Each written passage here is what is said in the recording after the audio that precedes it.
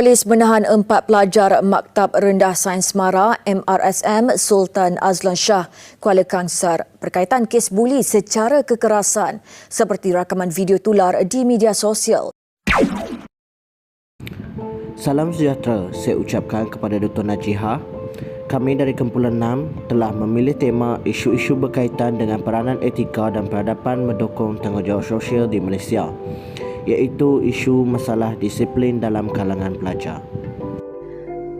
Sejak kebelakangan ini, kita kerap mendengar masalah gejala buli yang berlaku dalam kalangan pelajar. Gejala buli ini bukanlah satu perkara yang baru dalam kalangan rakyat Malaysia. Namun, ia menunjukkan peningkatan dari semasa ke semasa. Hal ini dapat dibuktikan melalui laporan media massa yang menunjukkan gejala buli bukan sahaja berlaku dalam kalangan pelajar sekolah harian biasa, malah ia juga turut berlaku dalam kalangan pelajar sekolah elit. Adakah anda salah seorang mangsa buli ataupun anda adalah seorang pembuli? Mari kita lihat apa dan siapa yang dapat membantu untuk membendung gejala buli dalam kalangan pelajar. Definisi etika, adab dan tanggungjawab sosial. Etika adalah teori tentang tingkah laku yang betul dalam kehidupan yang baik, bukannya amalan. Etika mengkaji fakta, menganalisis dan merumuskan apakah tingkah laku yang sebetulnya. Adab didefinisikan sebagai cara seseorang berkelakuan dalam sesuatu situasi tertentu. Adab juga merujuk kepada tingkah laku serta tutur kata yang halus, iaitu sopan, berbudi bahasa, budi pekerti yang halus dan kesopanan. Tanggungjawab. Tanggungjawab bermaksud komitmen ataupun tugas yang bersifat moral yang dikaitkan dengan tindakan ataupun situasi. Manakala sosial, dari segi aspek, sosial bermaksud berkaitan dengan masyarakat, iaitu komuniti orang yang mempunyai budaya. Konsep tanggungjawab sosial. Konsep tanggungjawab sosial didefinisikan sebagai kewajipan atau beban yang dimiliki oleh anggota masyarakat berkenaan dengan anggota lain ataupun kumpulan secara keseluruhan. Ini bermaksud apa yang dilakukan oleh seseorang dapat memberi kesan yang baik, sama ada negatif ataupun positif dalam komuniti. Antara objektif yang kita peroleh daripada kajian ini adalah yang pertamanya, mengenal pasti tahap disiplin dalam kalangan pelajar. Yang kedua, mengenal pasti sejauh manakah keadaan keluarga memberi kesan terhadap tahap disiplin seseorang pelajar. Dan yang ketiga, mengenal pasti bagaimana rakan sebaya mengganggu disiplin seseorang pelajar. Tanggungjawab sosial yang pertama ialah individu, iaitu peranan pelajar. Pelajar harus melibatkan diri dengan aktiviti dalam mengalaskan tanggungjawab di sekolah seperti menjadi pengawas sekolah. Melibatkan diri dengan kegiatan membimbing tersebut membolehkan pelajar dapat membina pribadi yang positif seperti berkepimpinan dan bertanggung jawab.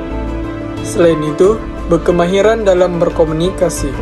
Kemahiran berkomunikasi amat penting untuk meningkatkan lagi kematangan dalam diri pelajar. Dengan ini, pelajar mampu belajar bekerja sama dan menerima serta memahami pendapat orang lain. Penglibatan dalam aktiviti yang sihat dapat menghindarkan pelajar daripada tergolong dalam melakukan aktiviti yang tidak berfaedah seperti ponteng kelas, melakukan vandalisme dan bergaduh. Akhir sekali, menguasai aspek rohani kerana dapat membantu pelajar membuat keputusan yang wajar dan tidak dengan mengikut perasaan dan pengaruh rakan. Ilmu yang dituntut boleh dijadikan panduan agar pelajar tidak melakukan kesilapan yang mampu memberi kesan negatif kepada diri sendiri dan orang sekeliling. Peranan rakan sebaya.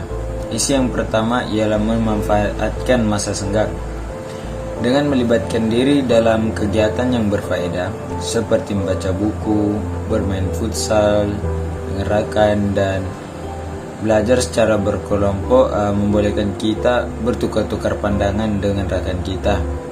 Dengan ini, kita dapat mengisi masa senggang kita dengan aktiviti yang berfaedah. Isu yang kedua ialah memberikan nasihat. Kita sebagai rakan haruslah sentiasa menasihatkan kita dengan menceritakan keburukan dan kesan jika terlibat dalam perkara yang tidak baik akan menggelapkan masa depan mereka, dibenci masyarakat, dan mereka akan sentiasa terjerumus dalam perkara yang dapat merosakkan akal fikiran mereka dan kelakuan mereka. Isi yang ketiga ialah menetapkan matlamat hidup. Rakan sebaya dapat memahami tujuan hidup mereka. Rakan sebaya juga dapat memanfaatkan pelajar kerana mereka sentiasa menghabiskan masa mereka dengan aktiviti yang berfaedah. Hal ini sudah pasti kehidupan mereka tidak akan disia-siakan dan mereka akan belajar bersungguh-sungguh demi mencapai cita-cita yang diidamkan. Sekarang saya akan sambung pembentangan tentang tanggungjawab terhadap ibu bapa. Tanggungjawab yang pertama ialah ibu bapa sebagai role model. Ini adalah penting untuk mengelakkan anak-anak terjebak dalam masalah disiplin. Ini adalah kerana anak-anak akan memerhati apa-apa saja perlakuan ibu bapa mereka, bukan sekadar mendengar sahaja. Tanggungjawab kedua ialah membantu anak-anak berkeyakinan dan bermaklumat. Ibu bapa haruslah memberi pujian dan galakan atas kejayaan dan kemampuan anak-anak mereka supaya mereka sentiasa yakin dan berdisiplin. Tanggungjawab yang seterusnya ialah menetapkan peraturan dan mengenali rakan anak-anak. Sebagai ibu bapa, tetapkan peraturan yang jelas bagi anak-anak tentang perkara yang dilarang. Terangkan sebab semua peraturan tersebut penting. Ini untuk mengelakkan mereka daripada terlepas pandang dan terjebak dalam masalah sosial lain. Peranan sekolah dalam buli. Guru, pelajar dan ibu bapa harus terlibat dalam kes berkaitan. Pelajar perlu ada kesedaraan memberitahu guru dan ibu bapa tentang kewujudan masalah berkenaan seperti buli. Pelajar perlu dilatih dan diberi kemahiran mengenal pasti kes dan mampu membuat laporan kepada pihak bertanggungjawab seperti pihak pentadbir dari sekolah. Program pembimbing rakan sebaya iaitu PKS merupakan konsep dan kaedah yang baik untuk dilaksanakan oleh semua sekolah. PKS akan menjadi mata dan telinga kepada pelajar yang menjadi mangsa buli di sekolah. PRS boleh diberikan tanggungjawab untuk mengenal pasti isu tersebut dan memberikan laporan kepada kaunselor sekolah untuk tindakan lanjut. Ahli PKS juga boleh memberi bantuan emosi awal kepada mangsa yang terlibat. Ibu bapa harus diberi pendarahan terhadap tanda-tanda mangsa yang dibuli. Penerangan tentang bagaimana untuk memahami dan memberi sokongan emosi kepada anak-anak mereka yang menjadi mangsa buli juga perlu diberi penekangan. Kesimpulannya, semua pihak perlulah berganding bahu untuk mengatasi masalah disiplin dalam kalangan pelajar. Jika masalah ini tidak dapat ditangani dengan segera, ia mampu untuk menimbulkan masalah jenayah yang akan dilakukan oleh pelajar itu sendiri.